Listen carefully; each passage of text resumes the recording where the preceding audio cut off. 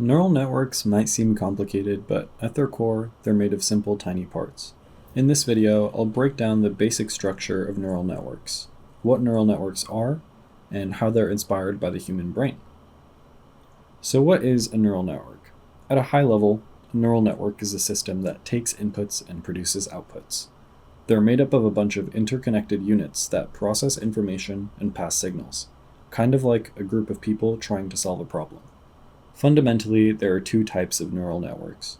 Biological neural networks refer to networks of biological cells, like in your brain, and artificial neural networks are simplified computational models inspired by those cells, which exist in all AI systems today. Both are made up of two key components: neurons, which send signals, and connections, which carry signals. To understand artificial neural networks, we have to understand a little bit more about these components in the brain.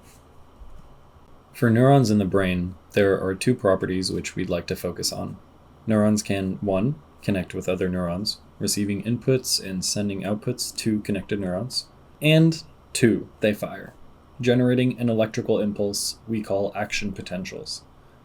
We can try to measure a sort of firing rate for these action potentials. The firing rate would be the number of action potentials a neuron generates per unit of time. For example, a neuron with a firing rate of 20 Hz would mean it fires 20 times per second. An action potential causes the electrical impulse to travel along a neuron's connections, stimulating or inhibiting other neurons, but we'll get into what that means later. Also, neurons have a baseline firing rate at which they fire in the absence of stimulation. After a certain level of stimulation, their firing rate can increase up to a maximum. Now let's focus on connections. Neurons have the ability to connect with other neurons. In the brain, these synaptic connections are either excitatory, which amplify the action potential, increasing the chance of the receiving unit firing, or inhibitory, which inhibit the action potential, decreasing the chance of the receiving unit firing. Now, this is not everything there is to know about neurons and connections in the brain, and in fact, it's extremely simplified. But it is everything we need to know to start thinking about artificial neural networks.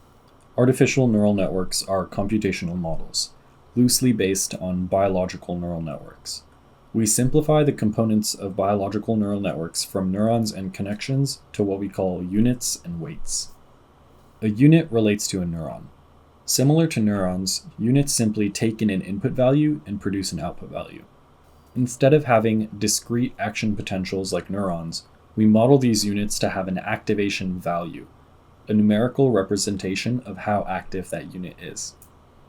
If we say a unit has an activation of 0.5, we can think of this as a neuron firing at 50% of its maximum firing rate. 0.7, 70%, 0.9, 90%, 0.1, 10%, same thing. Typically, we bind these activation values between 0 and 1, which is why we think of them in percents, and we refer to this activation value plainly as activation. Weights relate to connections. We model neuron connections to have a value, which we call the weight, or W. Typically, excitatory connections are modeled with a positive W, while inhibitory connections are modeled with a negative W. In a network, we refer to units in layers. We have the input layer, units with an initial activation value, along with the hidden layers and output layer. Units receive input from the layer on their left and provide input to the layer on their right. We compute the activation value for a unit by taking each sending unit and multiplying it by its connecting weight. We sum all these weight activation pairs in what's called a weighted sum. The weighted sum, along with some other factors, produces the activation value for a unit. Let's do an example with this network with 2 input units and 1 output unit. The first input unit has an activation value of 1 connected to the output unit with a weight of 0.5. The second input unit has an activation value of 0.5 connected to the output unit with a weight of 0.3.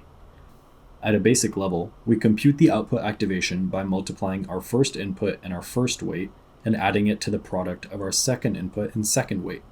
From this, we get 1 times 0.5 plus 0.5 times 0.3, which gives us an output activation of 0.65.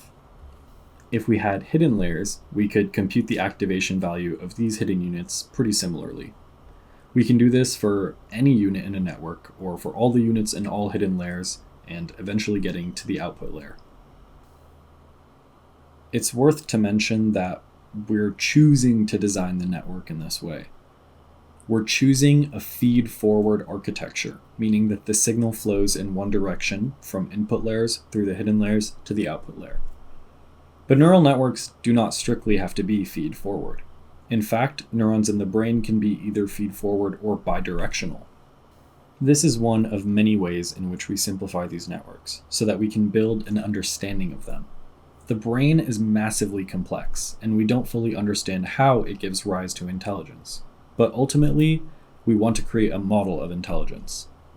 If a model is just as complex as what it aims to represent, how could we learn anything from it? There are many fields that take a more biologically accurate approach, like neuromorphic computing or computational neuroscience. But our more simplified approach will show that useful intelligence can arise from these simplified structures and point to how it may arise in the brain. So now you've learned about the basic components of artificial neural networks and where they come from. With inputs, hidden layers, and outputs working together through weighted sums, these networks can process information and produce complex outputs. But artificial networks have a lot more to offer than what we just covered. In my next video, I'll explore how from these basic components, structures like memory and inference can emerge. I'll define emergence and explore emergent behavior in neural networks, demonstrating how such structures arise without being explicitly programmed. Stay tuned as we uncover how simple building blocks can lead to sophisticated systems with the ability to learn, remember, and reason.